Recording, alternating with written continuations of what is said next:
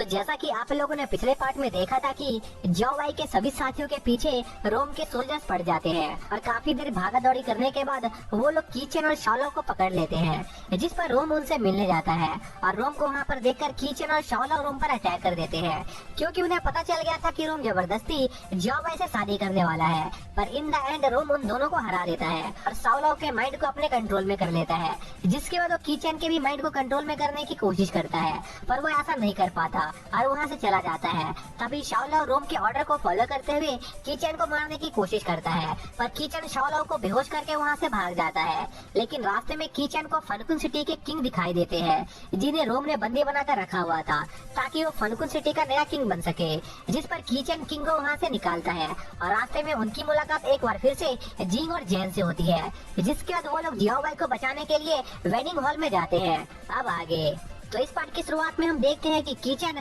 अपने दोस्तों के साथ मिलकर जियाओबाई को बचाने वेडिंग हॉल में जाता है, जहां पर कीचन को शाओलो दिखाई देता है जो उस वेडिंग की पहरेदारी कर रहा था। तभी किंग जैन से कहता है कि अगर वो जियाओबाई को बचाना चाहता है तो उसे वेडिंग शुरू होने से पहले रोम को एक ड्यूल के लिए चैलेंज करना होगा, और इस सिटी के नियम के अनुसार कोई भी आदमी अपने चैलेंजर के चैलेंज को रिजेक्ट नहीं कर सकता था, इसलिए रोम को मजबूरन जैन से लड़ना ही पड़ेगा और रोम को हराकर जैन जियाओबाई को बचा सकता था। साथ ही किंग जैन को एक ऐसा मौका ढूंढने को कहता है जिसके जरिए वो रोम की सच्चाई पूरी सिटी के लोगों के सामने ला पाए, जिस पर जैन तैयार हो जाता है। जिसके बाद जियाओबाई और रोम की शादी होने वाली होती है, लेकिन तभी वहाँ पर जैन आ जाता है जो सभी से कहता है कि उसे इस शादी से प्रॉब्लम है क्योंकि जियाओबाई उसकी है, इसलिए वो रोम को ड्यूल के लिए चैलेंज करता है, जो देखकर रोम का बटलर रोम से जल्दी से ड्यूल खत्म करने को कहता है, जिसके बाद उनकी लड़ाई शुरू हो जाती है, जो देखकर किंग कीचन से जियाओबाई को बचाने चलने को कहता है। इसी बीच जिंग शाओलो को होश में लाने की कोशिश करती है, लेकिन बहुत कोशिशों के बाद भी जिंग शाओलो को होश में नहीं ला पाती है।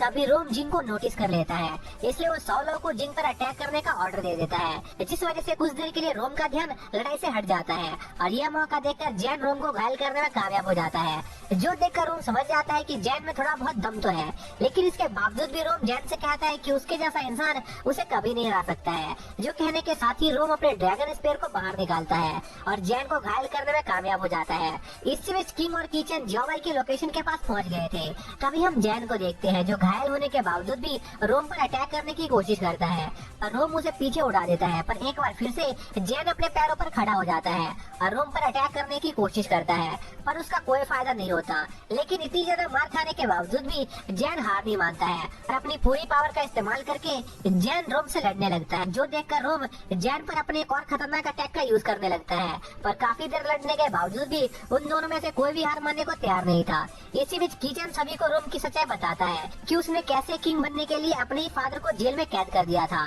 तभी किंग भी सभी लोगों को रोम की सच्चाई बताने लगते हैं और अपने फादर को आजाद देखकर रोम बहुत हैरान होता है। तभी किंग सभी सोल्जर्स को रोम को पकड़ने का ऑर्डर देते हैं, जिस पर रोम सभी से कहता है कि ये उसके फादर नहीं है और उसके फादर की बॉडी पर एक डीमन ने कब्जा कर लिया है, इसलिए उसने उन्हें कैद खाने में बंद कर दिया था। लेकिन किसी को भी रोम की बातों पर यकीन नहीं होता है और गार्ड्स रोम को पकड़ने वाले होते हैं, जो देखकर रोम को गुस्सा आ जाता है और वो अपने वेपन की पूरी पावर रिलीज करके वहाँ मौजूद सभी लोगों को बर्फ में जमा देता है। लेकिन तभी रोम नोटिस करता है कि जैन पर उसके अटैक का कोई असर नहीं हुआ था। तभी जैन रोम पर अटैक करता है, पर रोम जैन को पीछे उड़ा देता है और जैन को यकीन दिलाने की कोशिश करता है कि वो डीमन उसके फादर की बॉडी का इस्तेमाल करके उन सभी को बेवकूफ बना रहा है, पर जैन को रोम की बातों पर बिल्कुल भी भरोसा नहीं होता है। तभी किंग उस आइस से खुद को आजाद कर लेते हैं और हम देखते हैं कि रोम सही कह रहा था कि उसके फादर की बॉडी पर एक डीमन ने कब्जा कर लिया था। तभी वो डीमन रोम के फादर की बॉडी से बाहर आता है और वो डीमन वही लेडी डीमन थी जिसने जैन के फादर को मारा था। दरअसल वो डीमन इस सिटी में स्पिरिट फ्रेगमेंट्स की तलाश में आई थी, जिसे किंग ने अपनी बॉडी में सील कर रखा था, और जब उस डीमन ने उस स्पिरिट फ्रेगमेंट्स के लिए किंग की बॉडी पर कब्जा किया था, तब किंग ने रोम से उन्हें जेल में कैद करने को कहा था, क्योंकि जल्द ही वो डीमन लेडी उनके पूरे शरीर पर कब्जा कर लेती और साथ ही किंग रोम से उस सिटी का नया किंग भी बनने को कहते हैं, जिस वजह से रोम उस सिटी का किंग बना था। इसी में जैन उस डीमन को देखकर अपने काबू से बाहर हो जाता है, जो देखकर रोम को पता चलता है कि उस डीमन ने जैन के फादर को मार दिया था। तभी जैन गुस्से में उस डीमन पर अटैक करता है, पर वो डीमन कीचन की बॉडी को कंट्रोल करके जैन पर अटैक करवा देती है, पर जैन उस अटैक से किसी तरह बच जाता है। तभी रोम उस डीमन पर अटैक करता है, पर वो उससे बच जाती है और उसी ओल्ड मैन को वहाँ पर बुलाती है जिसने सालो और किचन की सिटी में घुसने में मदद की थी। तभी वो आदमी एक डीमन में ट्रांसफॉर्म हो जाता है और जैन और रोम पर अटैक करने लगता है, जिस पर वो दोनों साथ में मिलकर उस डीमन से लड़ने लगते हैं। लेकिन वो डीमन बहुत ज्यादा ताकतवर होता है, जिस पर रोम एक स्पीड फ्रैगमेंट्स अपने वेपन में डालकर उस डीमन पर अटैक करता है और उसको एक जगह पर फ्रीज कर देता है। और यह मौका देखकर जैन उस डीमन को घायल करने में कामयाब हो जाता है। तभी अचानक से वो डीमन जियाओवाई पर अटैक कर देता है, लेकिन सही टाइम पर रोम उस अटैक को रोक देता है। लेकिन वो डीमन एक बार फिर से जियाओवाई को मारने की कोशिश करता है, लेकिन इस बार भी रोम जियाओवाई को बचा लेता है और उस डीमन को घायल करने में कामयाब हो जाता है। पर इस दौरान रोम भी काफी ज्यादा घायल हो गया था और उस डीमन को घायल देकर जैन लगातार उस डीमन पर अटैक करने लगता है। वहीं दूसरी तरफ रोम समझ जाता है कि अब उसका आखिरी समय आ चुका है, इसलिए वो मरने से पहले उस स्पिरिट फ्रैगमेंट्स को जियाओवाई को देने का फैसला करता है, जिसके कुछ देर बाद रोम की डेथ हो जाती है और वो डीमन लेडी उस स्पिरिट फ्रैगमेंट्स को जियाओवाई से चुरा लेती है, जो देखकर जैन उस डीमन पर अटैक करता है, लेकिन वो कीचेन का यूज करके खुद को प्रोटेक्ट कर लेती है। तभी जियाओवाई अपना होश संभालती है और डीमन पर अपना सबसे पावरफुल अटैक करती है, पर कीचेन के बैरियर का यूज करके वो डीमन एक बार फिर से खुद को प्रोटेक्ट कर लेती है। और कीचेन को उस डीमन के हाथों यूज होता देखकर जैन को बहुत गुस्सा आता है और वो अपना ब्लड सैक्रिफाइस करके एक बार फिर से उस डीमन स्वॉर्ड की फुल पावर का यूज करने का फैसला करता है।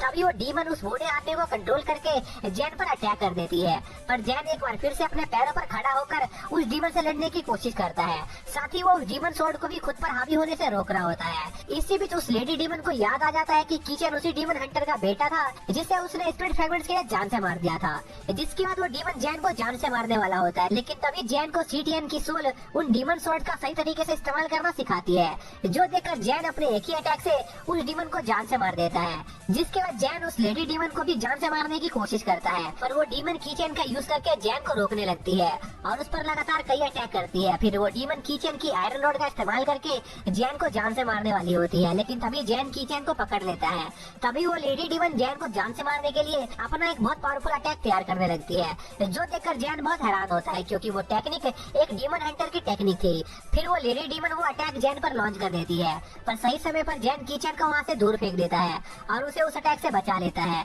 जो देखकर कीचेन को बहुत दुख होता है और वो अपने अंदर की पावर को आवाज लगाने लगता है। तभी वो लेडी डीमन देखती है कि कीचेन अपनी ट्रू पावर को जगाने में कामयाब हो गया है, जो देखकर उस डीमन की हालत खराब हो जाती है। लेकिन इससे पहले कि वो डीमन को समझ पाती, कीचेन उस डीमन पर अपने आयरन रॉड से अटैक करता है और देखते ही देखते वो डीमन धूल में बदल जाती है, जिसके अगले दिन वो सभी रोम को श्रद्धांजलि देते हैं। जिसके बाद वो लोग आगे के स्पिरिट फ्रैगमेंट्स को ढूंढने निकल जाते हैं, जिसके साथ ही ये पार्ट यहीं पर खत्म हो जाता है।